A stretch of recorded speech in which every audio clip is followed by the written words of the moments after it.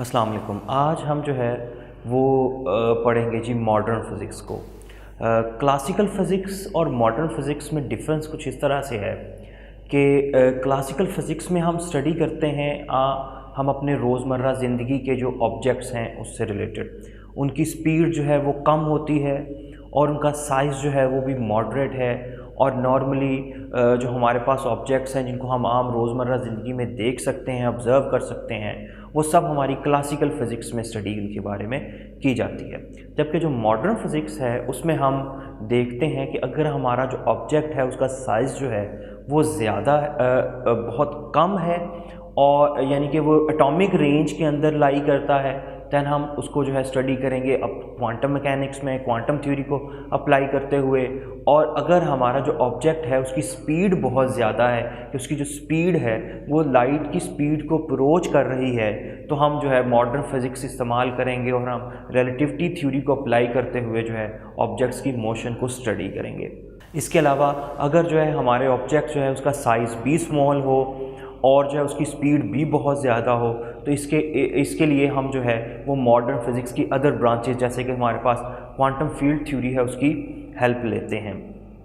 तो ये जो हमारे पास मॉडर्न फिज़िक्स है इसमें जो हमने स्टडी करना है उसका ताल्लुक़ जो है ये हमारी रोज़मर्रा ज़िंदगी से समहाउ नहीं है कि जी इसमें हम जो है वो स्टडी करते हैं इंडिविजुअल एटॉमिक लेवल पे जाके और ऐसी स्पीड को स्टडी करते हैं, ऐसे ऑब्जेक्ट्स को स्टडी करते हैं जिनकी स्पीड जो है वो रिलेटिवली बहुत ही ज़्यादा है, जो कि नॉर्मली हमारे पास जो है आम रोज़मर्रा ज़िंदगी में उतनी जो है स्पीड को अप्रोच करना जो है वो मुमकिन नहीं है। सबसे पहले हम रिलेटिविटी थ्योरी को स्टडी कर लेते हैं और रिलेटिविटी थ्योरी को स्टडी करने के लिए हमें जिस चीज़ के बारे में जानना सबसे ज़रूरी है वो ये है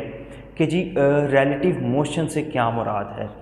हर किस्म की जो मोशन है जो हमारे इर्द गिर्द हो रही है और हम उसको आम ऑब्ज़र्व करते हैं, ये जो हर किस्म की जो मोशन है ये इन जनरल रिलेटिव होती है कि जी अगर कोई ऑब्जेक्ट रेस्ट पे है तो ज़रूरी नहीं है कि वो ऑब्जेक्ट जो है वो एक ऑब्ज़र्वर के लिहाज से तो रेस्ट पर हो और दूसरे के लिहाज से वो रेस्ट पर हो, सेकंड ऑब्ज़र्वर के अकॉर्डिंगली वो मूव भी कर सकता है। इसी तरह से अगर आप जो है अपनी स्क्रीन पे देखें तो आपको हमारे पास एक ऑब्ज़र्वर जो है वो एक बॉल को अपवर्ड डायरेक्शन में थ्रो करता हुआ दिखाया गया है। अब उस ऑब्ज़र्वर के लिए हमारे पास जो उस ऑब्जेक्ट की जो मोशन है वो बिल्कुल लीनियर मोशन है। बॉल जो है वो स्ट्रेट अपवर्ड जाता है, उसके बाद स्ट्रेट जो है वो डाउनवर्ड मूव करते हुए जो उस ऑब्ज़र्वर के पास वापस आ जाता है। अब अगर वही हमारा ऑब्ज़र्वर जो है वो यूनिफॉर्म स्पीड के साथ मूव कर रहा हो और वो उस बॉल को अपवर्ड थ्रो करे, तो उसके लिए जो मोशन है तो वो तो अगेन जो है वो स्ट्रेट लाइन है, बॉल अपवर्ड जाएगा और डाउनवर्ड मूव कर जाएगा। लेकिन जो दूसरा ऑब्ज़र्वर है जो कि उस सिस्टम से अवे कहीं पर जो है वो उसको इस सारी हालत को देख रहा है, उसके लिए जो मोशन है उस ऑब्जेक्ट की वो स्ट्रेट लाइन नहीं बल्कि पैराबोलिक इन नेचर है। इसकी वजह यह है कि वो जो पहला ऑब्ज़र्वर था उसके अकॉर्डिंगली तो बॉल जो उसने अपवर्ड हवा में फेंका वो यूनिफॉर्म स्ट्रेट लाइन मोशन कर रहा है और उसी तरह से उसी फ्रेम ऑफ रेफरेंस के अंदर मूव करता हुआ डाउनवर्ड पहुंच जाएगा। जबकि जो दूसरा ऑब्ज़र्वर है उसका फ्रेम ऑफ रेफरेंस जो है वो डिफरेंट है। हालांकि दोनों के जो फ्रेम ऑफ रेफरेंस हैं वो इनर्शियल इन नेचर हैं, लेकिन डिफरेंट होने की वजह से जो ऑब्जर्वेशंस हैं वो हमारे पास डिफरेंट होंगी। अब इसके लिए हम फ्रेम ऑफ रेफरेंस देख लेते हैं कि जी फ्रेम ऑफ रेफरेंस किसे कहते हैं। तो जी फ्रेम ऑफ रेफरेंस जो है वो हमारा ऐसा कोऑर्डिनेट सिस्टम है जिसके अकॉर्डिंगली जो है ऑब्जर्वेशंस ली जाती हैं। जैसे कि अभी हमने देखा कि हमारे पास जो है दो फ्रेम ऑफ रेफरेंसेस के अकॉर्डिंग जो है वो ऑब्जर्वेशन ली गई है। एक हमारे पास मूविंग फ्रेम ऑफ रेफरेंस है जो कि एक्स प्राइम और वाई प्राइम से रिप्रेजेंट किया गया है, जो कि यूनिफॉर्म वेलोसिटी v के साथ मूव कर रहा है। अब उसमें जितनी भी ऑब्जर्वेशंस ली जाएंगी वो हमारी जो है एक्स प्राइम और वाई प्राइम के अकॉर्डिंगली होंगी। देन हमारा एक दूसरा ऑब्ज़र्वर जो है उसके साथ एक फ्रेम ऑफ रेफरेंस एसोसिएटेड है जिसकी जो ऑब्जर्वेशंस हैं वो एक्स वाई के अकॉर्डिंगली ली जाएंगी और वो फ्रेम ऑफ रेफरेंस जो है हमारे पास रेस्ट पे है। अब हमारा जो फ्रेम ऑफ रेफरेंस है वो इनर्शियल भी हो सकता है और नॉन इनर्शियल भी हो सकता है। इनर्शियल फ्रेम ऑफ रेफरेंस से मुराद ये है कि आपका जो फ्रेम ऑफ रेफरेंस है वो या तो रेस्ट पे होगा या यूनिफॉर्म वेलोसिटी के साथ मूव कर रहा होगा, यानी कि एक्सेलरेशन जो है हमारे फ्रेम ऑफ रेफरेंस का वो ज़ीरो होगा, तो हम ये कहेंगे कि ये हमारा जो है ये इनर्शियल फ्रेम ऑफ रेफरेंस है। अब इनर्शियल फ्रेम ऑफ रेफरेंस में हमारे जो न्यूटन के लॉज हैं वो वैलिड रहते हैं, जबकि जो non inertial frame of reference है वो एक्सेलरेटेड फ्रेम ऑफ रेफरेंस है। उसमें ऑब्जेक्ट का जो है वो एक्सेलरेशन इंक्लूड करना पड़ता है। फ्रेम ऑफ रेफरेंस जो है वो रेस्ट पर नहीं होगा, मूव कर रहा होगा, लेकिन सर्टेन एक्सेलरेशन के साथ। तो देन जो उसके अकॉर्डिंगली जो हम जो ऑब्जर्वेशंस लेंगे वो non inertial frame of reference में कंसीडर की जाएंगी, और इस केस में हमारे पास जो न्यूटन के लॉज जो हैं वो वैलिड नहीं रहेंगे, सर्टेन वेरिएशंस जो हैं वो आ जाती हैं। सबसे पहले आइंस्टाइन ने 1905 के अंदर जो है स्पेशल थ्योरी ऑफ रिलेटिविटी जो है वो दी, जिसमें हम स्टडी करते हैं ऐसे ऑब्जेक्ट्स की मोशन को जो कि या तो रेस्ट पर हैं या जो है हमारे पास यूनिफॉर्म वेलोसिटी के साथ मूव कर रहे हैं। अब हमारे पास जो स्पेशल थ्योरी ऑफ रिलेटिविटी है, जैसे कि मैंने कहा, ये वैलिड है इनर्शियल फ्रेम ऑफ रेफरेंस में। इसके दो पोस्टुलेट्स हैं। फर्स्ट वन में हम पढ़ते हैं कि जो फिज़िक्स के लॉज हैं वो सब के सब जो हैं वो इनर्शियल फ्रेम ऑफ रेफरेंस में सेम तरह से वैलिड रहते हैं। इसका मतलब इन जनरल ये है कि आप किसी भी इनर्शियल फ्रेम ऑफ रेफरेंस में कोई भी कैलकुलेशन करें फिज़िक्स के लॉज को इस्तेमाल करते हुए, तो रिजल्ट्स जो हैं वो हमारे वो रिलेट करेंगे, वो हमेशा जो है वो एक दूसरे के साथ उनका ताल्लुक़ हम डेवलप कर सकते हैं और फिज़िक्स जो है वो बिल्कुल वैलिड रहेगी। इसका इन जनरल ये भी मतलब है कि हम जो है वो मुकम्मल तौर पर बयान नहीं कर सकते कि कौन सा जो इनर्शियल फ्रेम ऑफ रेफरेंस है वो रेस्ट पर है और मूव कर रहा है, यानी कि एब्सोल्यूट मोशन और एब्सोल्यूट रेस्ट को हम डिफ़ाइन नहीं कर सकते। इसके अलावा जो दूसरा पोस्टुलेट है स्पेशल थ्योरी ऑफ रिलेटिविटी का, वो हमें ये बताता है कि जो स्पीड ऑफ लाइट है वो हमेशा एक यूनिवर्सल कांस्टेंट के तौर पर एक्ट करती है। वैक्यूम में स्पीड लाइट की हमेशा फिक्स रहती है, जिसकी वैल्यू जो है वो 3 × 10⁸ मीटर पर सेकेंड है। और हर किस्म के आपके पास जो इनर्शियल ऑब्जर्वर हैं उनके लिए इसकी वैल्यू जो है वो फिक्स रहेगी। जैसे कि आप स्क्रीन पर देख सकते हैं, हमारे पास दो ऑब्जर्वर हैं, एक जो है वो इनर्शियल फ्रेम पर में है, यानी कि रेस्ट पर है, ज़मीन पर है, उसे वो हमारा इनर्शियल फ्रेम है, और दूसरा ऑब्जर्वर जो है वो वेलोसिटी यूनिफॉर्म वेलोसिटी v के साथ मूव कर रहा है, वो भी हमारे पास इनर्शियल ऑब्जर्वर है। अब जी हम है क्या जी, जो हमारे पास मूविंग ऑब्जर्वर है वो टॉर्च लाइट से लाइट सेंड करता है हमारे रेस्ट पे जो है ऑब्जर्वर है उसकी तरफ। अब एक लाइट की स्पीड जो है वो ऑब्जर्वर जो मूव कर रहा है वो नोट करता है, और दूसरी स्पीड जो है वो जो रेस्ट पे है जी ऑब्जर्वर वो नोट करेगा। अगर हम अपनी रोज़मर्रा ज़िंदगी के अकॉर्डिंगली देखें तो ये दोनों स्पीड्स जो हैं ये डिफरेंट होनी चाहिए, क्योंकि जो ऑब्जेक्ट्स जो मूव कर रहे हों और जो रेस्ट पे हों उनके लिए जो ऑब्जर्वेशंस हैं वो वेरी करती हैं। लेकिन स्पीड ऑफ लाइट जो है ये एक ऐसी एंटिटी है जो कि तमाम इनर्शियल फ्रेम ऑफ रेफरेंस में हमारे पास जो ऑब्जर्वर हैं उनके लिए हमेशा सेम रहती है। ये कम भी नहीं होगी और ना ही ज़्यादा होगी मोशन की वजह से, यानी कि जो स्पीड ऑफ लाइट है उस पर रिलेटिव मोशन भी जो है वो अफेक्ट नहीं रखती। तो दोनों ऑब्जर्वर के लिए हमारे पास जो स्पीड ऑफ लाइट की वैल्यू होगी वो सेम होगी 3 × 10⁸ मीटर पर सेकेंड।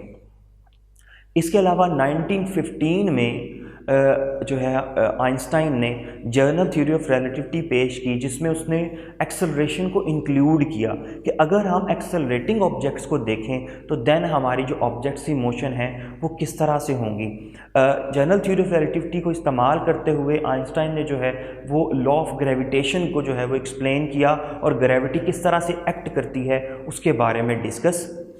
किया। अब हम कुछ स्पेशल थ्योरी ऑफ रिलेटिविटी के रिजल्ट्स देख लेते हैं, जिसमें से सबसे पहला रिजल्ट है जी टाइम डायलेशन। टाइम डायलेशन में जो है आइंस्टाइन हमें ये कहता है कि जी जो इन जनरल टाइम जो है जिसको हम आम रोज़मर्रा ज़िंदगी में एब्सोल्यूट क्वांटिटी समझते हैं कि वो तब्दील नहीं हो सकता, जबकि जो स्पेशल थ्योरी ऑफ रिलेटिविटी है उसके अकॉर्डिंग जो है वो आपका जो टाइम है उसमें वेरिएशन जो है वो आ सकती है। कि जी अगर आपके पास कोई ऑब्जेक्ट जो है वो रेस्ट पर किसी प्रोसेस को होते हुए देखता है तो उसके लिए जो टाइम इंटरवल है वो t0 से रिप्रेजेंट किया जाएगा, जिसको हम प्रॉपर टाइम कहेंगे। लेकिन अगर वो ऑब्जेक्ट जो है वो मूव कर रहा है सर्टेन वेलोसिटी v के साथ, तो देन जो ऑब्जर्वेशन होगी उस वेलोसिटी के अकॉर्डिंग हम ये नोट करेंगे कि टाइम जो है वो डायलेट कर गया है। और इस टाइम डायलेशन का जो इफ़ेक्ट है ये तमाम किस्म के फिज़िकल, केमिकल और बायोलॉजिकल ऑब्जेक्ट्स पर इक्वली होता है, यानी कि ये एजिंग प्रोसेस को भी जो है वो डिस्टर्ब कर सकता है। इसके अलावा जी हमारे पास है जी लेंथ कंट्रैक्शन। लेंथ कंट्रैक्शन में जी अगर कोई ऑब्जेक्ट जो है वो वेलोसिटी v के साथ मूव कर रहा है तो उसकी जो लेंथ है वो चेंज हो सकती है, और ये जो चेंज है ये हमेशा long the direction of motion आएगा। जैसे कि आप देख रहे हैं हमारे पास एक रॉकेट जो है वो वेलोसिटी v के साथ मूव कर रहा है, तो हम क्या देखते हैं along the direction of motion उसकी जो लेंथ है वो चेंज होती चली जाएगी, उसकी लेंथ जो है वो कम होती चली जाएगी। जैसे जैसे उसकी स्पीड बढ़ती चली जाएगी उसकी लेंथ जो है वो कम होती चली जाएगी। इसी तरह से मैस में भी वेरिएशन आ सकती है कि जी अगर कोई ऑब्जेक्ट रेस्ट पे है तो उसका जो मैस है वो रेस्ट मैस m0 होगा, लेकिन अगर वो सर्टेन वेलोसिटी v के साथ मूव कर रहा है तो उसका जो मैस है उसकी स्पीड की वजह से जो है वो बढ़ता हुआ महसूस होगा, जिसको हम मैस वेरिएशन से रिप्रेजेंट करते हैं। अब अगर जी मैस में वेरिएशन आ रही है तो डेफिनेटली तौर पर उसके इनर्शिया के अंदर भी वेरिएशन आएगी। फिर अगर आप ये कहते हैं कि आपने एक ऑब्जेक्ट जो है वो इस कदर हाई स्पीड के साथ मूव कर रहा है कि उसकी वेलोसिटी जो है वो c को अप्रोच कर जाती है, तो अगर वेलोसिटी c को अप्रोच कर जाएगी तो v² डिवाइड बाय c² 1 हो जाएगा, 1 - 1 हमारे पास 0 आ जाएगा, और जो मैस होगा वो इन्फिनिट हो जाएगा हमारे पास उस ऑब्जेक्ट का। अब अगर किसी ऑब्जेक्ट का मैस जो है वो इन्फिनिट हो गया है तो इन जनरल इसका मतलब ये है कि आपने अगर उस ऑब्जेक्ट को मूव करना है तो आपको इन्फिनिट फोर्स जो है वो दरकार होगी। अब इन्फिनिट फोर्स जो है वो मुमकिन नहीं है, इसलिए हम कन्वर्सली ये कह सकते हैं कि जी किसी ऑब्जेक्ट का स्पीड ऑफ लाइट को अप्रोच करना स्टिल मुमकिन नहीं है, क्योंकि उसके लिए हमें इन्फिनिट फोर्स दरकार होती है जो कि पॉसिबल नहीं है। इसके अलावा स्पेशल थ्योरी ऑफ रिलेटिविटी जो है वो रिलेट करती है मैस और एनर्जी को, यानी कि मैस और एनर्जी जो है वो इंटरकन्वर्टेबल है। मैस को हम एनर्जी में चेंज कर सकते हैं और एनर्जी को हम मैस में चेंज कर सकते हैं। और रिलेशन हमारे पास है जी E = mc², आइंस्टाइन की फेमस इक्वेशन जो है हमारे पास। अब इसमें अगर कोई ऑब्जेक्ट रेस्ट पे है तो उसके लिए हम रेस्ट मैस एनर्जी डिफाइन करते हैं, जिसमें मैस m0 होगा जो कि रेस्ट मैस है। तो रेस्ट मैस एनर्जी जो है किसी ऑब्जेक्ट की उसको हम डिफाइन कर सकते हैं E0 = m0c²। और अगर कोई ऑब्जेक्ट मूव कर रहा है तो उसकी एनर्जी जो है उसकी स्पेसिफिकली अगर आप काइनेटिक एनर्जी निकालना चाहते हैं तो ये हमारे पास दोनों एनर्जीज के डिफरेंस से कैलकुलेट होगी। मूविंग एनर्जी जो है वो E = mc² है और रेस्ट मैस एनर्जी जो है वो m0c² है, तो दोनों का जो डिफरेंस है वो हमें काइनेटिक एनर्जी देगा। अब जैसे कि हमने कहा कि मैस और एनर्जी जो है वो एक दूसरे में जो है वो चेंज हो सकते हैं, और लेकिन जो स्मॉल मैस में जो चेंज है वो बहुत बड़ी एनर्जी में तब्दीली की वजह बनता है, जो कि आम रोज़मर्रा ज़िंदगी में तो इस इक्वेशन को हम अप्लाई नहीं कर सकते, लेकिन ये इक्वेशन जो है ये प्रोमिनेंट रोल प्ले करती है जब आप एटॉमिक फ़िज़िक्स और न्यूक्लियर फ़िज़िक्स में जो है वो एटम्स और जो है आपके पास जो एटॉमिक लेवल के अंदर प्रोटॉन्स, न्यूट्रॉन्स और उनकी जब आप फ्यूजन और फिशन को स्टडी करते हैं, देन ये इक्वेशन जो है ये हमें बताती है कि किस तरह से मैस और एनर्जी जो है वो आपस में रिलेट कर सकते हैं। अब ये जो इफ़ेक्ट्स हैं ये नॉर्मल स्पीड पर एप्लीकेबल नहीं है। जैसे कि जो हमारी ज़मीन की जो ऑर्बिटल स्पीड है वो 30 km/s है, यहाँ तक कि ये स्पीड बहुत ज़्यादा मालूम होती है, फिर भी ये स्पीड ऑफ लाइट के मुकाबले में बहुत कम है, इसलिए इस स्पीड पर भी रिलेटिविटी के इफ़ेक्ट्स जो हैं वो एप्लीकेबल नहीं हैं। हाँ, अगर आप जो है वो रिलेटिविटी के इफ़ेक्ट्स को इग्नोर करेंगे तो हम मुख्तलिफ़ किस्म की जो ऑब्जर्वेशंस हैं उनमें जो है वो एरर्स जो हैं वो आएंगे। जैसे कि जब आप ज़मीन पर स्पीड कैलकुलेट करते हैं किसी भी ऑब्जेक्ट की, तो हम उसको कैलकुलेट कर सकते हैं 20 सेंटीमीटर पर सेकंड के अकॉर्डिंगली एक्यूरेटली। लेकिन अगर आप इसमें शामिल कर लें रिलेटिविटी को, तो हम जो है वो स्पीड की कैलकुलेशन जो है अप टू 2 सेंटीमीटर पर सेकंड तक करेक्टली कर सकते हैं। इसी तरह से अगर आप ज़मीन पे लोकेशन फाइंड आउट करना चाहते हैं रडार सिस्टम से और नैवस्टार सिस्टम को यूज़ करते हुए, तो हम जो स्पीड पोजीशन जो एक्यूरेटली डिटरमिन कर सकते हैं वो 760 मीटर्स के राउंड अबाउट है। लेकिन अगर आप इसमें रिलेटिविटी के प्रिंसिपल्स को शामिल करें तो हम 50 मीटर्स की एक्यूरेसी के साथ जो है उस पोजीशन को कैलकुलेट, लोकेशन को कैलकुलेट कर सकते हैं। यानी कि ये हमारी हेल्प करता है नॉर्मल ज़िंदगी में भी किसी ना किसी तरह से कैलकुलेशंस को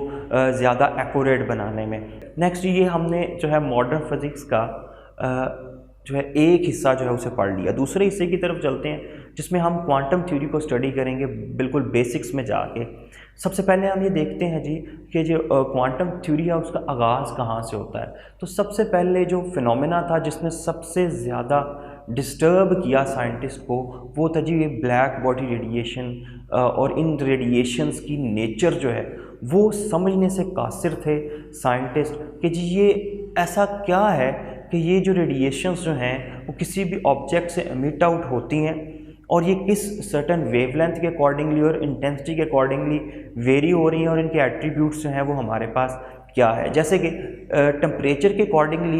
इन रेडिएशंस की नेचर कुछ ऐसी थी कि जैसे जैसे आप किसी ऑब्जेक्ट का टेम्परेचर बढ़ाएंगे तो हमारे पास जो रेडिएशंस एमिट आउट होंगी वो हमारे पास होंगी जी शॉर्टर वेवलेंथ्स के अंदर, यानी कि उनकी फ्रीक्वेंसी जो है वो ज़्यादा होगी और उनकी वेवलेंथ जो है वो कम होगी। लेकिन जब टेम्परेचर कम होता है तो जो रेडिएशंस निकलती हैं वो इन जनरल जो हैं वो लॉन्गर वेवलेंथ्स में हैं। जैसे कि इसके अलावा जो और अहम बात थी कि जी जितना ज़्यादा आप टेम्परेचर इंक्रीज़ करेंगे उसके अकॉर्डिंगली जो हमारे पास एनर्जी की एमिशन है वो भी चेंज होती चली जाएगी। यानी कि अमाउंट ऑफ एमिटेड रेडिएशंस जो हैं वो डिफरेंट होती है डिफरेंट वेवलेंथ्स के लिए। अब एक पर्टिकुलर एग्जांपल ले लेते हैं इसमें कि जी अगर आप एक प्लाटिनियम वायर को जो है वो टेम्परेचर देना शुरू करें, आप उसका टेम्परेचर इंक्रीज़ करें, तो सबसे पहले क्या होगा जी 500 डिग्री सेंटीग्रेड पे वो हमारे पास डल रेड कलर में अपीयर होता है। दैन अगर आप उसका टेम्परेचर बढ़ाते चले जाते हैं तो उसका कलर जो है वो चेंज होता चला जाएगा। और इस कलर की वेरिएशन का इन जनरल मतलब ये है कि एमिट होने वाली जो वेवलेंथ है वो वेरी करती चली जा रही है। और जैसे जैसे टेम्परेचर बढ़ रहा है हमारे पास ऐसे कलर्स आ रहे हैं जिनकी वेवलेंथ जो है वो शॉर्टर वेवलेंथ को कोरिस्पॉन्ड करती है। ऐसे रीजन में है जहाँ पर हमारे पास लाइट की जो वेवलेंथ है वो कम है, जैसे कि हमारे पास ऑरेंज कलर आ जाता है, येलो कलर आ जाता है। जनरल इनकी वेवलेंथ जो है वो शॉर्टर हम वेवलेंथ की तरफ जाते चले जा रहे हैं। और उसके बाद 1600 सेंटीग्रेड पे जाके बिल्कुल जो है वो वाइट कलर आ जाता है। उसके बाद यानी कि आपका टेम्परेचर इस कदर ज़्यादा बढ़ गया है कि अब वो जो रीजन आ रहा है वो हमारे विजिबल रीजन में लाई नहीं करता। इसके अलावा ये जो ब्लैक बॉडी है ये एक आइडियल एब्जॉर्बर भी है और आइडियल रेडिएटर भी है। यानी कि जितनी ज़्यादा लाइट आप ब्लैक बॉडी को देंगे ये उसको मैक्सिमम एब्जॉर्ब करने की भी सलाहियत रखता है और उसके अकॉर्डिंगली जो है वो एमिट करने की भी सलाहियत रखता है। अब हम एक आइडियल ब्लैक बॉडी को कुछ इस तरह से डिज़ाइन करते हैं कि अगर उसकी तरफ जो है वो रेडिएशन सेंड की जाएँ तो मल्टीपल रिफ्लेक्शंस की वजह से इंटीरियर में ही सारी की सारी रेडिएशन जो हैं वो एब्जॉर्ब हो जाती हैं, कोई जो है एमिशन जो है हमारे पास नहीं है। अब हम इस ब्लैक बॉडी रेडिएशन से निकलने वाली जो रेडिएशन है उसको स्टडी कर लेते हैं कि जी अगर आपके पास कोई ऑब्जेक्ट है जिसको आप ब्लैक ऑब्जेक्ट और ब्लैक बॉडी कंसीडर कर रहे हैं तो आप उसे क्या करें जी एक फर्नेस में रख दें और उससे निकलने वाली जो रेडिएशन है वेवलेंथ के अकॉर्डिंगली अगर आप उसे स्टडी करें तो हमारे पास एक ग्राफ आता है, एक कर्व आता है जिसको आप स्क्रीन पे देख सकते हैं। अब हमने ये कर्व प्लॉट किया है 3 मुख्तलिफ टेम्परेचर्स के लिए। एक हमारे पास सबसे हाई टेम्परेचर जो है वो 6000 केल्विन है, देन हमारे पास 4000 केल्विन है, और सबसे लो जो टेम्परेचर है वो है जी हमारे पास 3000 केल्विन। अब 6000 केल्विन पे अगर आप देखें तो हमारे पास पीक जो है वो हमें मैक्सिमम इंटेंसिटी दे रही है, हाई इंटेंसिटी की वैल्यू दे रही है, और उसके बाद अगर 4000 के लिए अगर आप देखते हैं तो जो पीक है वो लोअर है, और 3000 केल्विन के लिए हमसे पीक, हमारे पास जो पीक है वो बहुत ही ज़्यादा लो है, और नियरली फ्लैट कर्व आपके पास जो है ना वो आ रहा है। अब सबसे पहली प्रॉपर्टी जो हमारे पास इस कर्व की है वो ये है कि ये शो करता है एनर्जी की नॉन यूनिफॉर्म डिस्ट्रीब्यूशन को, यानी कि एनर्जी जो है वो यूनिफॉर्मली डिस्ट्रीब्यूटेड नहीं है। इसका मतलब क्या है कि अगर आप इस पीक के दोनों तरफ देखें तो हमारे पास स्टार्ट में लो वेवलेंथ के ऊपर क्या है जी, पीक जो है वो शार्पली इंटेंसिटी बढ़ती है, देन दूसरी साइड पर अगर आप देखें तो उतना शार्प बिहेवियर नहीं है। इन जनरल इसका मतलब क्या है जी कि एनर्जी की जो डिस्ट्रीब्यूशन है पीक के दोनों तरफ वो एक जैसी नहीं है। सेकंड, अगर आप इसकी प्रॉपर्टी देखें तो आपके पास जो पीक वैल्यू है तीनों ग्राफ की वो आहिस्ता आहिस्ता लो वेवलेंथ से जो आपके पास हाई वेवलेंथ है उसकी तरफ शिफ्ट होती चली जा रही है, यानी कि जो आपके पास पहली पीक है हाई टेम्परेचर पे वो लो वेवलेंथ पे है मैक्सिमम, और जब आप टेम्परेचर को कम करेंगे तो आपके पास जो पीक अपीयर हो रही है उसके लिए जो मैक्सिमम वेवलेंथ है वो कम है, यानी कि जो मैक्सिमम वेवलेंथ है जिस पे मैक्सिमम एनर्जी जो है वो एमिट आउट होती है किसी एक ग्राफ के लिए, वो टेम्परेचर के साथ जो है वो इन्वर्सली रिलेटेड है। टेम्परेचर कम होगा तो आप क्या देखते हैं, आपकी मैक्सिमम वेवलेंथ जो है वो बढ़ती चली जा रही है, वो आहिस्ता आहिस्ता हायर जो है आपके पास लॉन्गर वेवलेंथ जो है उसकी तरफ शिफ्ट होती चली जा रही है। इसे हम वेन्स डिस्प्लेसमेंट लॉ कहते हैं, और इससे हमारे पास जो रिलेशन आ जाता है वो है जी लैम्डा मैक्सिमम, जो उसका जो प्रोडक्ट अगर आप टेम्परेचर के साथ लें तो हमारे पास एक कांस्टेंट आता है, और ये कांस्टेंट जो है इसकी वैल्यू है 2.9 × 10⁻³ मीटर केल्विन। इसके अलावा अगर आप देखें तो हमारे पास स्टार्ट में जब वेवलेंथ स्मॉल है तो एनर्जी जो है वो स्टार्ट में बहुत तेज़ी के साथ एनर्जी की एमिशन स्टार्ट होगी, एकदम से आप जो है पीक की तरफ जाएंगे, देन जैसे ही जो है आप क्या देखते हैं कि एक वेवलेंथ जो है वो मैक्सिमम वेवलेंथ से बढ़ती है तो हम क्या देखेंगे जी इंटेंसिटी आहिस्ता आहिस्ता आहिस्ता आहिस्ता कम होना शुरू हो जाएगी, और मैक्सिमम लॉन्गर वेवलेंथ के ऊपर जाके इंटेंसिटी जो है वो कम होती चली जाएगी। अब अगर आप देखें तो हमारे पास जितना ज़्यादा टेम्परेचर है उतना ज़्यादा जो है हमारे पास ग्राफ का एरिया आ रहा है, और ये जो ग्राफ का एरिया है ये रिप्रेजेंट करता है एमिट होने वाली energy per unit time per unit area को। यहाँ से हम एक और लॉ डिफ़ाइन कर सकते हैं जिसको हम स्टीफन बोल्ट्जमैन लॉ कहते हैं, जो कि हमें ये बताता है कि energy per unit time per unit area की जो एमिशन है वो हमेशा टेम्परेचर की पावर 4 के साथ जो है वो डायरेक्टली रिलेटेड है। जितना ज़्यादा टेम्परेचर होगा उतनी ज़्यादा एनर्जी जो है वो एमिट आउट होगी, और आप देख सकते हैं जितना ज़्यादा टेम्परेचर है उतना इस रीजन का एरिया जो है वो ज़्यादा है जो ग्राफ के अंडर आ रहा है। 6000 केल्विन और 3000 केल्विन में अगर आप डिफरेंस देखें तो 6000 के लिए हमारे पास इंटेंसिटी जो है वो बहुत ज़्यादा है, पीक वैल्यू जो है वो बहुत हाई इंटेंसिटी पे है, जबकि जो 3000 केल्विन है उसके लिए हमारे पास पीक वैल्यू जो है बहुत लो इंटेंसिटी पर है। यहाँ पर हमारे पास सिग्मा जो है ये एक कांस्टेंट है जिसको स्टीफन कांस्टेंट्स कहते हैं। इसकी वैल्यू है जी हमारे पास 5.6 × 10⁻⁸ वाट पर मीटर स्क्वायर पर केल्विन की पावर -4। नेक्स्ट, अब ये जो ग्राफ है आपके पास ब्लैक बॉडी रेडिएशन का, इसी को एक्सप्लेन करना अहम मकसद था कि ये ग्राफ कैसे आ रहा है। इसको एक्सप्लेन करने के लिए बहुत सी थ्योरीज दी गई, लेकिन वो थ्योरी जो परफेक्टली इस ग्राफ को एक्सप्लेन करती है वो है जी हमारे पास प्लैंक्स की क्वांटम थ्योरी। और प्लैंक्स जो है उसने मुकम्मल तौर पर जो आपके पास लाइट थ्योरी थी उसको जो क्लासिकल लाइट थ्योरी थी उसको रिजेक्ट करते हुए कहा कि जी ये जो ग्राफ है ये लाइट की जो इलेक्ट्रोमैग्नेटिक नेचर और वेव नेचर है उसको इस्तेमाल करते हुए हम इस ग्राफ को एक्सप्लेन नहीं कर सकते। इस ग्राफ को एक्सप्लेन करने के लिए हमें ये सपोज करना होगा कि जो एनर्जी की रेडिएशन जो एनर्जी की एमिशन और जो एब्जॉर्प्शन है वो कंटिन्यूस प्रोसेस नहीं बल्कि डिस्क्रीट प्रोसेस है। और उसने सपोज ये किया कि जो एनर्जी की जो एमिशन है वो डिस्क्रीट प्रोसेस जो है उसको हम इस तरह से एनर्जी को डिफ़ाइन कर सकते हैं कि जी E = AHF, कि जी आपके पास जो एनर्जी है वो कंटिन्यूसली नहीं बल्कि AHF की फॉर्म में, स्मॉल पैकेट्स की फॉर्म में आती है, और देन जो है वो इसी तरह से एमिशन होगी और इसी तरह से अब्जॉर्प्शन होगी। देन जो है प्लैंक्स जो है वो बहुत ही ज़्यादा हद तक जो है ये जो हमारे पास ब्लैक बॉडी रेडिएशन के कर्व थे उनको एक्सप्लेन करने में कामयाब हो गया, और इसे 1918 के अंदर जो है वो नोबेल प्राइज़ दिया गया अपनी इस डिस्कवरी के लिए। देन इसके बाद जो है हमारे पास आइंस्टाइन जो है वो इससे भी आगे की तरफ चलता है, और आइंस्टाइन ये कहता है कि सिर्फ एनर्जी की एब्जॉर्प्शन या एमिशन ही क्वांटाइज नहीं होती, बल्कि हर किस्म की जो लाइट है वो इन जनरल क्वांटाइज इन नेचर है, और उसका जो मोमेंटम है लाइट का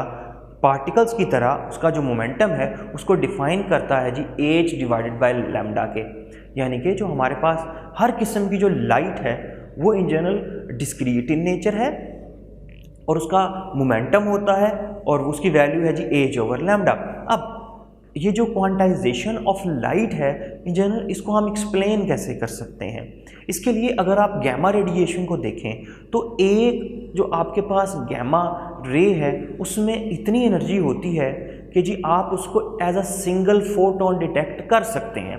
लेकिन अगर आप उसको कंपेयर करें एक ऐसी लाइट वेव के साथ जिसकी एनर्जी बहुत कम है या जिसकी वेवलेंथ बहुत कम है, जैसे कि रेडियो वेव्स जिसकी एनर्जी जो है वो 10⁻⁻10 इलेक्ट्रॉन वोल्ट की इक्वल है, तो वो जो एक फोटोन है आपके पास रेडियो वेव का, क्योंकि उसकी एनर्जी इतनी कम होती है कि वो हम उसे एक सिंगल क्वांटा के तौर पे डिटेक्ट नहीं कर सकते, इसलिए हमें ये सपोज करना पड़ता है कि ये जो है ये इन जनरल कंटिन्यूस वेव को कोरिस्पॉन्ड कर रहा है। यानी कि जो आपके पास रेडियो वेव्स हैं उनकी प्रॉपर्टीज़ जो हैं उसमें हमारे पास वेव नेचर जो है वो ज़्यादा डोमिनेट करती है, जबकि जो गैमा रेडिएशन है उसमें हमारे पास जो है वो पार्टिकल नेचर जो है वो डोमिनेट कर रही है।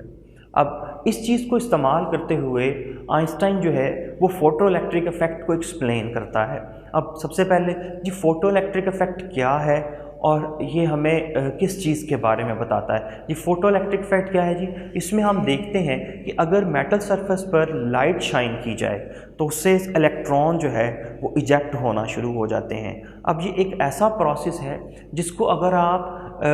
जो आपके पास लाइट की जो वेव थ्योरी है उसे इस्तेमाल करके एक्सप्लेन करने की कोशिश करें तो ये मुमकिन नहीं है। अब इसको पहले समझ लेते हैं पूरी तरह से कि जी फोटो इलेक्ट्रिक इफेक्ट है क्या। आप देख सकते हैं हमारे पास जो है एक वैक्यूम ट्यूब ही ट्यूब है जिसमें हमारे पास एक कैथोड है, एक एनोड है। कैथोड पर लाइट स्ट्राइक कर रही है जहाँ से इलेक्ट्रॉन निकल रहे हैं और ये इलेक्ट्रॉन जो हैं ये एनोड की तरफ ट्रैवल कर रहे हैं।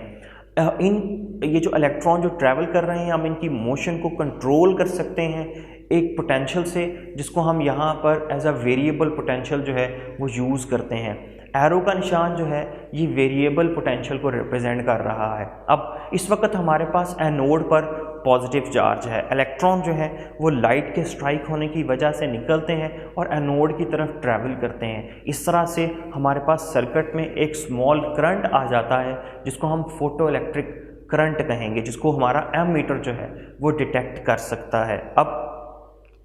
जी अगर आप ये जो फोटो इलेक्ट्रिक इफेक्ट है आप इसके प्रोसेस को स्टडी करना चाहते हैं तो सबसे पहले ये जो निकलने वाले इलेक्ट्रॉन हैं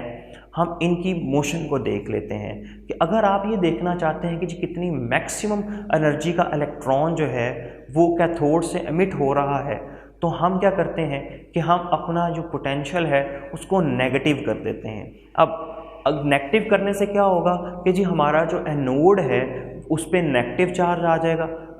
उससे क्या होगा, नेगेटिव पोटेंशियल आने से क्या होगा कि इलेक्ट्रॉन जो एनोड की तरफ जा रहे हैं वो रिपेल होंगे और इस रिपल्शन से हम पता लगा सकते हैं कि निकलने वाले जो इलेक्ट्रॉन हैं उनकी मैक्सिमम एनर्जी कितनी है। इसलिए हम क्या करते हैं, हम एक नेगेटिव वोल्टेज V0 अप्लाई करेंगे यहाँ तक कि मैक्सिमम एनर्जी से निकलने वाले जो आपके पास इलेक्ट्रॉन्स हैं वो भी एनोड तक ना जा सकें और एमीटर हमारा जो है वो ज़ीरो करंट शो करे। देन हम जो मैक्सिमम एनर्जी है अपने इलेक्ट्रॉन्स की उसे डिफ़ाइन कर सकते हैं, जो बैटरी का पोटेंशियल है उसके अकॉर्डिंगली ½ mv² जो है वो इक्वल होगा EV0 के। अब इसके अलावा हमने मैक्सिमम एनर्जी डिफाइन कर ली। अब ये जो मैक्सिमम एनर्जी है ये एक स्टॉपिंग पोटेंशियल के अकॉर्डिंगली हमें मिली है जिसको V0 से रिप्रेजेंट किया गया है, यानी कि ये वो पोटेंशियल है जिस पोटेंशियल पर जाकर मैक्सिमम एनर्जी वाले इलेक्ट्रॉन्स भी जो हैं वो आपके पास एनोड तक नहीं पहुंच पा रहे। इसके अलावा क्या हर किस्म की लाइट जो है वो इलेक्ट्रॉन इजेक्ट करेगी? इसके लिए हम जो है मुख्तलिफ़ किस्म की लाइट जो है उसे कैथोड पर स्ट्राइक करवाते हैं और हम ये देखते हैं कि सर्टेन फ्रिक्वेंसी से लो फ्रिक्वेंसी की जो लाइट है वो इलेक्ट्रॉन को इजेक्ट नहीं करवा सकती। बस एक ख़ास फ्रिक्वेंसी जिसकी वैल्यू जो है उस मेटल के अकॉर्डिंगली जो है वो ज़्यादा हो, उससे हम देखते हैं कि इलेक्ट्रॉन जो है वो इजेक्ट होना शुरू हो गए हैं। जैसे कि आप देख सकते हैं हमारे पास एक ग्राफ है कि हमारे पास एक लो फ्रिक्वेंसी FC से पहले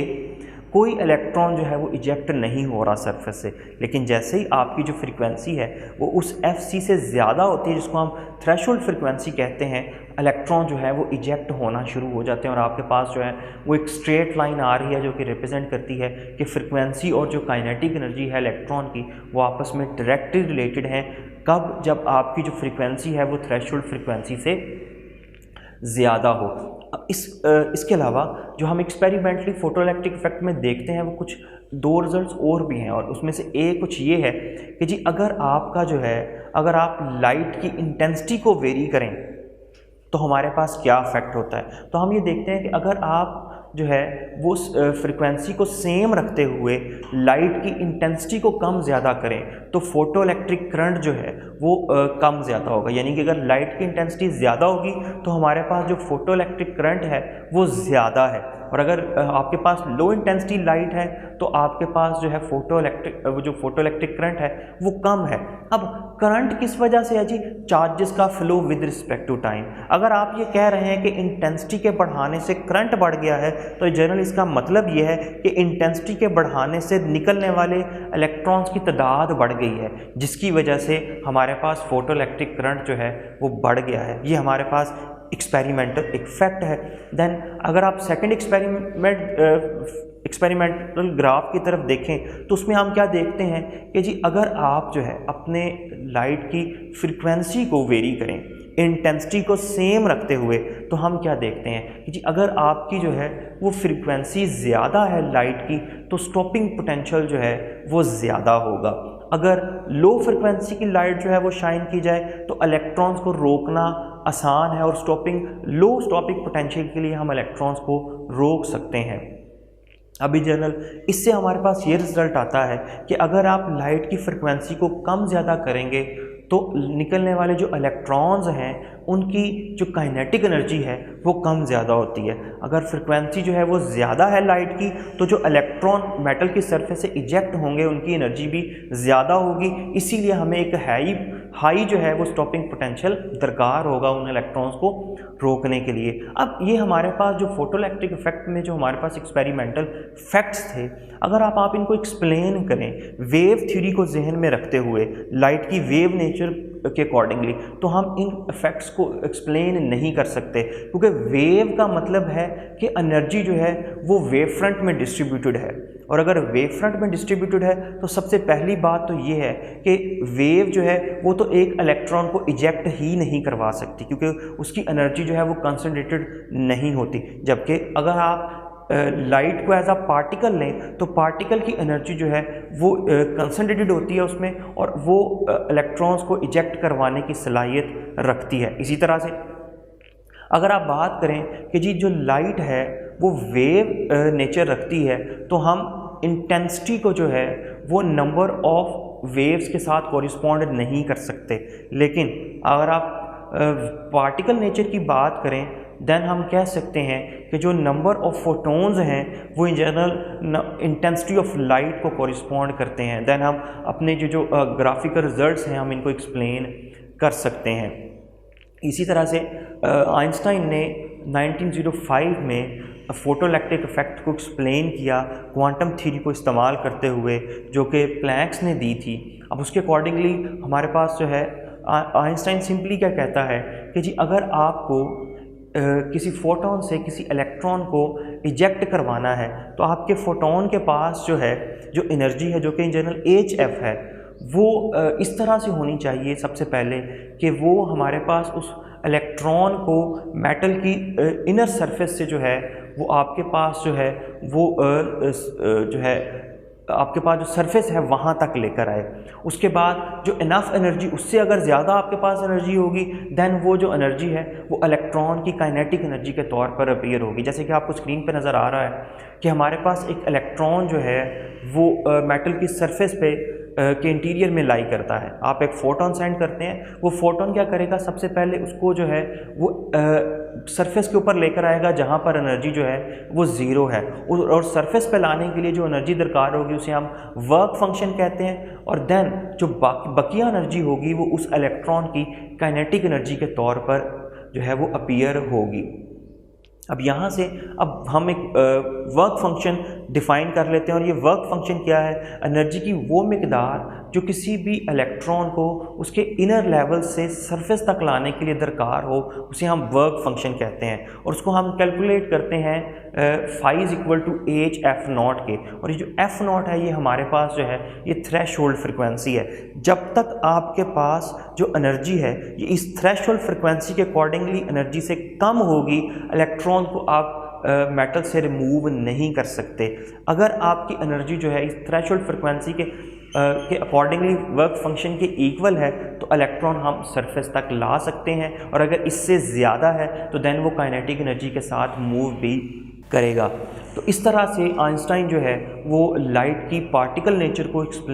इस्तेमाल करते हुए फोटोइलेक्ट्रिक इफेक्ट को एक्सप्लेन करता है, और उसे फिर 1921 में जो है वो नोबेल प्राइज़ दिया जाता है फोटोइलेक्ट्रिक इफेक्ट की एक्सप्लेनेशन के लिए। इसके अलावा हमारे पास जो है वो फोटोइलेक्ट्रिक इफेक्ट को हम फोटो सेल्स के अंदर यूज़ करते हैं। फोटो सेल में हमारे पास एक कैथोड है जिस पर लाइट शाइन की जाएगी, जहाँ से जो है वो इलेक्ट्रॉन इजेक्ट होंगे। अब ये जो कैथोड है ये मुख्तलिफ मटीरियल्स को यूज़ करके बनाया जा सकता है। जैसे कि अगर आपने विजिबल लाइट से इलेक्ट्रॉन्स को इजेक्ट करवाना है तो हम सोडियम और पोटाशियम से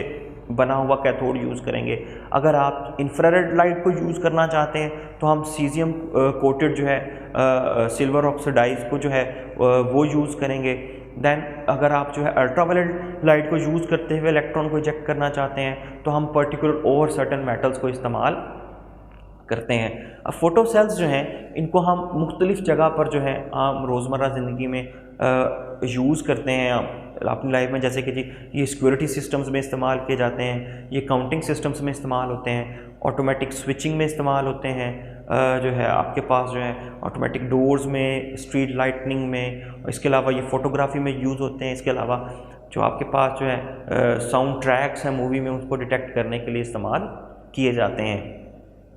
नेक्स्ट जी हमारे पास कॉम्पटन इफेक्ट। कॉम्पटन इफेक्ट जो है ये हमारे पास क्या है जी कि अगर आप जो है हाईली एनर्जेटिक रेडिएशन जैसे कि एक्सरेज जो हैं, अगर आप उन्हें किसी टारगेट पे जिसमें हमारे पास लूजली बाउंडेड इलेक्ट्रॉन अवेलेबल हैं स्ट्राइक करें, तो वो जो एक्सरेज हैं वो इलेक्ट्रॉन को इस तरह से नॉकआउट करेंगे जैसे पार्टिकल जो है वो पार्टिकल को जो है वो इलास्टिक कोलिजन के अंदर जो है वो नॉकआउट करता है। तो इसका मतलब ये है कि, और फिर सेकेंडली जो डिटेक्टर जो एक्सरे डिटेक्ट करेगा उस पार्टिकल को, इलेक्ट्रॉन को डिस्टर्ब करने के बाद हम ये नोट करते हैं कि उस एक्सरे की वेवलेंथ जो है वो ज़्यादा हो जाती है। अब एक्सरे की वेवलेंथ के टकराने के बाद ज़्यादा हो जाने का मतलब ये है कि जो आने वाली वेवलेंथ थी उसकी एनर्जी जो है वो ज़्यादा थी, उस वेवलेंथ शॉर्ट थी, लेकिन जो डिटेक्ट हो रही है अगर उसकी वेवलेंथ जो है वो आपके पास जो है वो लॉन्गर रीजन में है तो डेफिनेटली तौर पर जो एनर्जी जो है वो हमारे एक्सरे की जो डिटेक्टर पे डिटेक्ट हो रहा है वो कम हो गई है। अब ऐसा मुमकिन सिर्फ उसी सूरत में है कि जी अगर आपका ये जो एक्सरे है ये पार्टिकल एट्रीब्यूट को शो कर रहा हो, क्योंकि पार्टिकल्स जो हैं जब ये कोलाइन करते हैं तो इनकी एनर्जी के अंदर वेरिएशन जो है वो आ सकती है। लेकिन वेव जब भी किसी पार्टिकल के साथ टकराएगी, मैटर उसी तरह से वाइब्रेट करता रहेगा, लेकिन कभी वो अपनी 100% एनर्जी जो है या उसमें से कुछ हिस्सा जो है वो ट्रांसफ़र नहीं करती। अब इससे आपके पास जो चेंज इन वेवलेंथ अपीयर होता है, जिसको हम जो है वो यहाँ पर जो है कॉम्पटन शिफ्ट कहते हैं, अगर आप वो कैलकुलेट करें तो हमारे पास रिलेशन आ जाता है H divided by M naught सी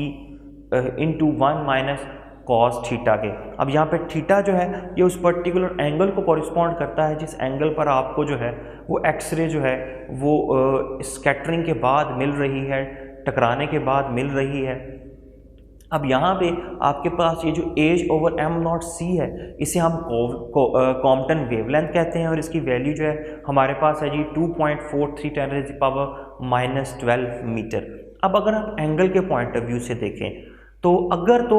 आपके पास जो एक्सरे की रेडिएशन थी वो टारगेट से टकरा कर उसी तरह से सेम फॉरवर्ड डायरेक्शन में मूव करती चली जाती और आपके पास एंगल थीटा जो है वो ज़ीरो होता, तो जो कॉम्पटन शिफ्ट थी वो ज़ीरो होनी थी, यानी कि जो एक्सरे है उसने अपनी वेव नेचर को शो करना था। लेकिन ऐसा नहीं है, हमें हमेशा एक्सरे जो है वो सर्टेन एंगल पर मिलता है और अगर एंगल आपके पास जो है वो 90 डिग्री की डिफ्लेक्शन हो तो देन हम देखते हैं कि जो कॉम्पटन शिफ्ट है वो हमारे पास जो है वो कॉम्पटन वेवलेंथ के इक्वल होती है। और अगर एक्सरे किसी टारगेट से इलेक्ट्रॉन से टकरा कर वापस आ जाता है तो रीबाउंड हो जाता है, तो हम मैक्सिमम जो कॉम्पटन शिफ्ट है वो ऑब्ज़र्व करते हैं 180 डिग्री के ऊपर और उसमें हमारे पास जो कॉम्पटन शिफ्ट है वो कॉम्पटन वेवलेंथ के डबल के इक्वल होती है, 2 टाइम्स कॉम्पटन वेवलेंथ होती है। ये जो एक्सपेरिमेंट था इसने वेव नेचर को मुकम्मल तौर पर लाइट की वेव नेचर को रद्द कर दिया और ये एक्सपेरिमेंट हमें बता रहा है कि एक्सरे का ये जो एट्रीब्यूट है मुख्तलिफ एंगल्स में डिटेक्ट होना है, ये लाजमी तौर पर लाइट की पार्टिकल नेचर को कोरिस्पॉन्ड करता है और इसी वजह से ये जो हमारे पास आर्थर होली कॉम्पटन है इनको 1927 के अंदर नोबेल प्राइज़ दिया गया कॉम्पटन फैक्ट को एक्सप्लेन करने पर। नेक्स्ट है जी हमारे पास अगर रेडिएशंस जो हैं वो और ज़्यादा एनर्जेटिक हैं, जैसे कि जी हम अगर गैमा रेडिएशंस की बात कर लें तो वो हमारे पास पेयर प्रोडक्शन जो है वो करवा सकती हैं। अब पेयर प्रोडक्शन का मतलब इन जनरल ये है कि अगर एक हाईली एनर्जेटिक रेडिएशन जो है अगर उसे न्यूक्लियस की विसिनिटी में जो है वो स्ट्राइक डाउन करवाया जाए या न्यूक्लियस के साथ स्ट्राइक करवाया जाए तो हम क्या देखते हैं कि वो जो रेडिएशंस हैं वो एक पेयर की फॉर्म में जो है वो आपके पास मैटर को जनरेट करती हैं, जिसमें हमारे पास इलेक्ट्रॉन और पॉजिट्रॉन शामिल है कि जी जो लाइट एनर्जी है वो पार्टिकल बना रही है, आपके पास वेव जो है वो एनर्जी जो है वो पार्टिकल में चेंज हो गई है, आपके पास इलेक्ट्रॉन और पॉजिट्रॉन। अब ये जो पॉजिट्रॉन है ये हमारे पास जो है ये इलेक्ट्रॉन का एंटी पार्टिकल है। एंटी पार्टिकल ऐसे पार्टिकल होते हैं जिनका मैस तो तकरीबन पार्टिकल के इक्वल ही होता है, लेकिन चार्ज और इसके अलावा कुछ और प्रॉपर्टीज़ जो हैं वो वेरी करती हैं। जैसे कि जो पॉजिट्रॉन है उसका मैस तो इलेक्ट्रॉन के इक्वल ही है, लेकिन चार्ज जो है वो इलेक्ट्रॉन के ऑपोजिट है। अब यहाँ पे जो रखा गया न्यूक्लियस है और जो और एट्रीब्यूट्स हैं वो इन general law of conservation of charge और law of conservation of mass को फुलफ़िल करवाने के लिए है। इसके अलावा सिर्फ वही रेडिएशंस जो है वो पेयर प्रोडक्शन करवा सकती है, इलेक्ट्रॉन और पॉजिट्रॉन के पेयर को जनरेट कर सकती है, जिसकी एनर्जी जो है वो इन दोनों पार्टिकल्स की रेस्ट मैस एनर्जी से ज़्यादा हो। और इन दोनों पार्टिकल्स की जो रेस्ट मैस एनर्जी है वो है जी हमारे पास 1.02 मेगा इलेक्ट्रॉन वोल्ट। अगर कोई ऐसा फोटोन है जिसकी एनर्जी इससे ज़्यादा हो देन पेयर प्रोडक्शन जो है वो हो सकता है। अगर exactly equal amount of energy होगी तो ये पेयर तो प्रोड्यूस होगा लेकिन वो रेस्ट पे होगा। और अगर आप एक्स्ट्रा एनर्जी मूवमेंट भी चाहते हैं तो आपकी जो एनर्जी है पेयर प्रोडक्शन करवाने के लिए वो 1.2 मेगा इलेक्ट्रॉन वोल्ट से ज़्यादा होनी चाहिए। इसके बाद अगर जो है आपके पास पेयर प्रोडक्शन पॉसिबल है कि जी हम एक इलेक्ट्रोमैग्नेटिक रेडिएशन से पार्टिकल्स जनरेट कर सकते हैं, तो बिल्कुल ऑपोजिटली अगर हम दो पार्टिकल्स को आपस में इस तरह से कोलाइड करें कि वो हेड ऑन जो है बिल्कुल हेड टू हेड कोलाइड करें, तो हम क्या देखते हैं कि ये जो पार्टिकल और एंटी पार्टिकल हैं ये एक दूसरे को एनहिलेट कर देते हैं, और इसे हम कहते हैं जी इनहिलेशन ऑफ मैटर के जो मैटर है आपका वो एनर्जी में कन्वर्ट हो सकता है। किस तरह से, अगर पार्टिकल और एंटी पार्टिकल जो है वो हेड ऑन कोलाइड करें, इस तरह से हम मैटर को एनर्जी में चेंज कर सकते हैं। और हमारे पास जो है वो law of conservation of momentum को कंजर्व रखने के लिए हमेशा पार्टिकल की एनिहिलेशन से दो जो हैं वो रेडिएशंस जो हैं वो प्रोड्यूस होंगी जो ऑपोजिट डायरेक्शन में मूव करती हुई नज़र आएंगी। जैसे कि आपको दो गैमा रेज जो हैं वो एनिहिलेशन के बाद जो है वो ऑपोजिट डायरेक्शन में मूव करती हुई नज़र आ रही हैं। यहाँ पे जो हमारे पास पॉजिट्रॉन है उसे सबसे पहले जो है वो डिराक ने 1928 में इसकी पॉसिबिलिटी की तरफ इशारा किया था कि जी ऐसा मुमकिन है कि इलेक्ट्रॉन का कोई एंटी पार्टिकल हो, लेकिन वो कैसे डिटेक्ट होगा, कहाँ उसका हमें पता लगेगा, इसके बारे में इंफॉर्मेशन नहीं थी। लेकिन 1932 में कार्ल एंडरसन ने कॉस्मिक रेडिएशंस को स्टडी करते हुए एक पार्टिकल डिटेक्ट किया जिसकी जो प्रॉपर्टीज़ थी वो बिल्कुल इलेक्ट्रॉन के ऑपोजिट थी। तो उस पर चार्ज इलेक्ट्रॉन के ऑपोजिट था, लेकिन उसका मैस जो है वो इलेक्ट्रॉन के इक्विवेलेंट था, यानी कि पॉजिट्रॉन जो है वो हमारे पास जो है वो दरियाफ्त होता है 1932 में। और करने वाला कौन है जी उसे दरियाफ्त? Karl Anderson. देन जो हमारे पास इससे हमें ये भी कंफर्मेशन मिली कि जी हमारे पास जो है जो नेचर में पार्टिकल्स जो हैं वो हमेशा पेयर की फॉर्म में एग्जिस्ट करते हैं, कि जी अगर हमारे पास कोई पार्टिकल है तो उसका एंटी पार्टिकल भी नेचर में एग्जिस्ट करता है, कि जी अगर जिस तरह से इलेक्ट्रॉन के लिए पॉजिट्रॉन है इसी तरह से हमारे पास जो है वो प्रोटॉन के लिए भी एंटी प्रोटॉन एग्जिस्ट करता है, न्यूट्रॉन के लिए हमारे पास एंटी न्यूट्रॉन भी एग्जिस्ट करता है। अभी तक हमने ये पढ़ा कि लाइट जो है वो पार्टिकल नेचर रखती है, यानी कि एक वेव जो है वो पार्टिकल की खुसूसियात रख सकती है। क्या इसके बरक्स हमारे जो पार्टिकल्स हैं वो भी वेव नेचर रखते हैं? ये क्वेश्चन था जो सबसे पहले जो है वो डी ब्रॉय ने रेज़ किया। डी ब्रॉय जो है वो ये कहता है कि अगर लाइट की डुअल नेचर है कि वो पार्टिकल भी है और वेव भी है, तो इसी तरह से क्योंकि हमारी नेचर में सिमेट्री एग्जिस्ट करती है तो सिमेट्री के पेश नज़र लाजमी तौर पर पार्टिकल्स जो हैं उन्हें भी वेव एट्रीब्यूट्स रखने चाहिए। और डी ब्रॉय जो है वो 1924 के अंदर ये प्रपोज करता है कि ये जो इक्वेशन है P = H/λ, ये इन जनरल रिप्रेजेंट करती है कि हमारे पास एक तरफ पार्टिकल की प्रॉपर्टी है यानी कि मोमेंटम है, और दूसरी तरफ हमारे पास वेवलेंथ यानी कि वेव की प्रॉपर्टी जो है वेवलेंथ है। और ये इक्वेशन हमें ये बता रही है कि पार्टिकल्स और वेव्स जो हैं वो किसी ना किसी तरह से डुअल नेचर रख सकते हैं। अब इसकी एक्सप्लेनेशन में वो ये कहता है कि जो हमारे पास जो आम रोज़मर्रा ज़िंदगी में जो ऑब्जेक्ट्स हैं जिनका मैस ज़्यादा है और जिनकी वेलोसिटी जो है वो अब हमारे पास बहुत ही ज़्यादा कम है, अगर आप उनके लिए वेवलेंथ कैलकुलेट करें, जैसे कि एक राइफ़ल से निकली हुई बुलेट जो है उसकी जो अगर आप वेवलेंथ कैलकुलेट करें तो वो हमारे पास आती है जी 10⁻⁻34 मीटर के इक्वल, यानी कि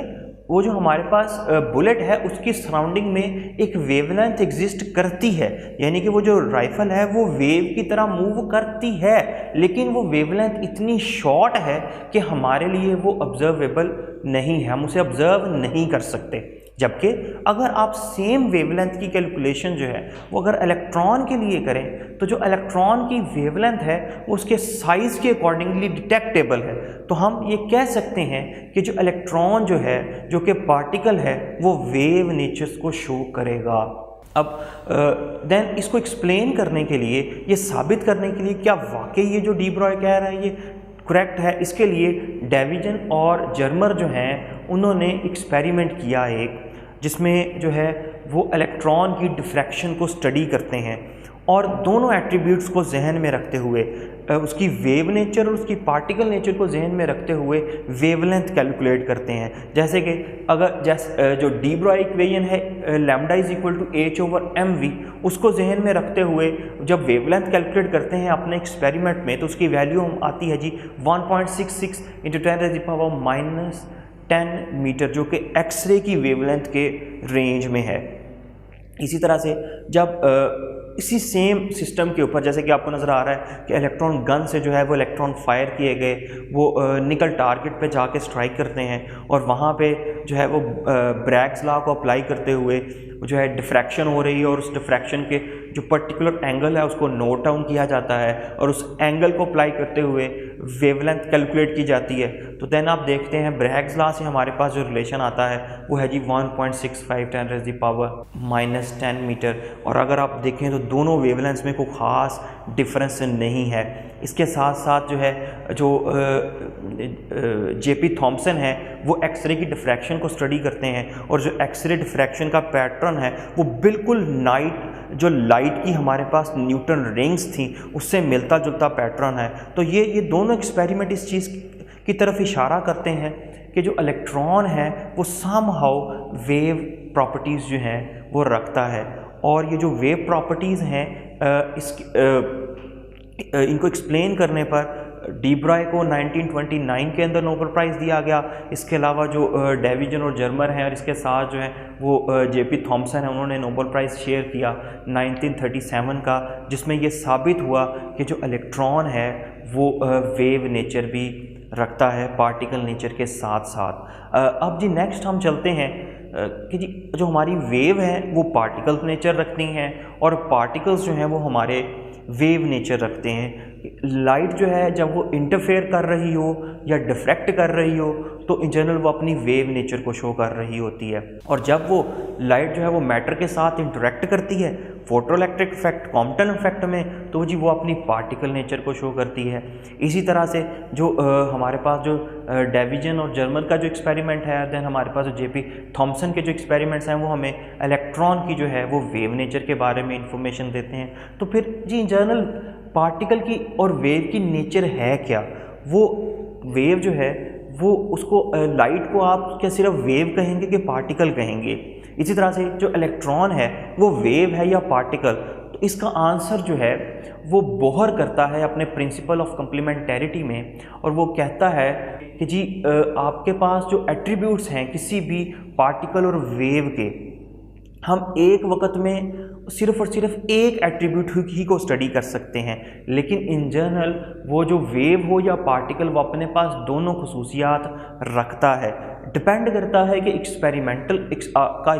कौन सा है, उसके अकॉर्डिंगली वो अपनी एट्रीब्यूट्स जो है वो शो करेगा। जैसे कि लाइट जो है जब वो मैटर के से स्ट्राइक करेगी तो वो पार्टिकल है, और अगर वो जो है प्रोपगेट कर रही है सिंपली और जो है इंटरफेरेंस और डिफ्रैक्शन जैसे फिनोमेना को शो करती है तो वो हमारे पास वेव है। इसी तरह से जो माइक्रो पार्टिकल्स हैं, जो स्मॉल पार्टिकल्स हैं, अगर आप उनकी प्रोपगेशन की बात करें कि जी वो मूव कर रहे हैं और एक जगह से दूसरी जगह जा रहे हैं तो वो वेव नेचर को शो करते हैं, और जब वो अपनी एनर्जीज एक्सचेंज करेंगे कोलिजन्स के दौरान तो देन जो है वो अपनी पार्टिकल नेचर को जो है वो शो करते हैं। इलेक्ट्रॉन की पार्टिकल नेचर को अप्लाई करते हुए सबसे पहले जो हमने एक डिवाइस तैयार की उसको हम कहते हैं जी इलेक्ट्रॉन माइक्रोस्कोप। इलेक्ट्रॉन माइक्रोस्कोप के अंदर जो है हम इलेक्ट्रिक और मैग्नेटिक फील्ड को यूज़ करते हैं, और इलेक्ट्रिक और मैग्नेटिक फील्ड को यूज़ करते हुए हम इलेक्ट्रॉन के फ्लो को कंट्रोल करते हुए जो है वो इमेजेस हासिल कर सकते हैं इलेक्ट्रॉन को एज अ वेव इस्तेमाल करते हुए। इसमें हम इलेक्ट्रॉन को बहुत ज़्यादा हाई वोल्टेज के साथ एक्सेलरेट करवाते हैं, और वो जो एक्सेलरेशन है उससे वो प्रॉपर एक स्पेसिमेन में से पास करता है हमारे पास जो मैग्नेटिक कंडेंसिंग लेंसेज हैं उसकी मदद से, और हमारे पास जो है इमेज हासिल होता है स्क्रीन पे, जो कि जिसकी रेजोल्यूशन जो है वो आम ऑप्टिकल जो हमारे पास जो हमारे पास माइक्रोस्कोप्स हैं उनकी जो रेजोल्यूशन है उससे बहुत ज़्यादा बेहतर है। जैसे कि हमारी जो इलेक्ट्रॉन माइक्रोस्कोप है उसकी जो रेजोल्यूशन है वो 0.5 to 1 नैनोमीटर है, जबकि जो ऑप्टिकल जो हमारे पास जो माइक्रोस्कोप्स हैं उनकी जो रेजोल्यूशन है वो सिर्फ और सिर्फ 0.2 माइक्रोमीटर के राउंड अबाउट है। इसके अलावा ये जो इलेक्ट्रॉन माइक्रोस्कोप है इससे हम 3D इमेजेस भी हासिल कर सकते हैं, और ये जो और इसके लिए हम यूज़ करते हैं स्कैनिंग इलेक्ट्रॉन माइक्रोस्कोप को। ये स्पेशल टेक्निक है जिसको इस्तेमाल करते हुए हम 3 डायमेंशनल इमेजेस भी हासिल कर सकते हैं। लास्ट पे हाइजेनबर्ग अनसर्टेनिटी प्रिंसिपल जो है उसे देख लेते हैं। अब सिंपली हाइजेनबर्ग अनसर्टेनिटी प्रिंसिपल क्या है कि जी हमारे लिए हमेशा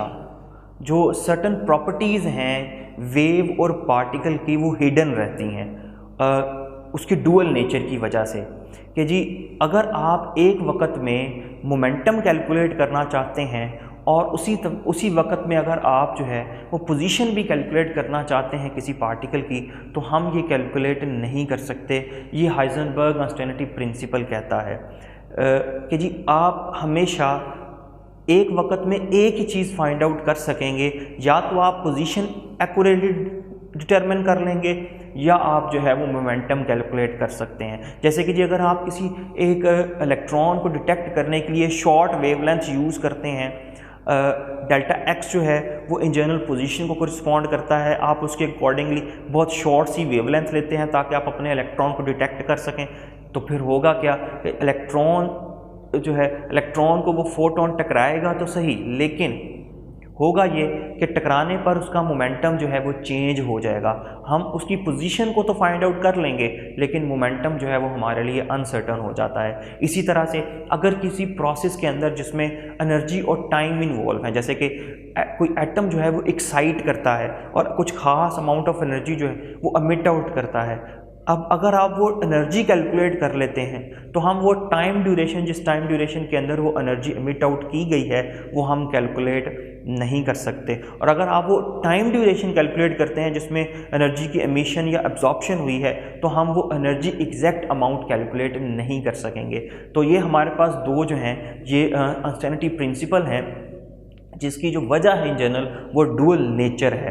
अब जब हाइजेनबर्ग जो है वो एक्यूरेटली कैलकुलेट करता है इन रिजल्ट्स को, तो हमारे पास जो रिलेशन आते हैं वो हैं जी delta X dot delta P हमेशा ग्रेटर और इक्वल होगा एच कट के, और यहाँ पे ये जो एच कट है ये हमारे पास जो है एक स्पेशल कांस्टेंट है जिसको कैलकुलेट किया जाता है प्लैंक्स कांस्टेंट को 2 पाई से डिवाइड करके। इसकी वैल्यू है जी हमारे पास 1.05 10⁻34 जूल सेकंड के और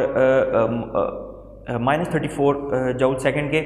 इसे हम डिराक कांस्टेंट भी कहते हैं। ये जो हमारे पास रिजल्ट्स थे इनको देने और इनको एक्सप्लेन करने पर 1932 के अंदर जो है वो हाइजेनबर्ग को नोबेल प्राइज़ दिया गया।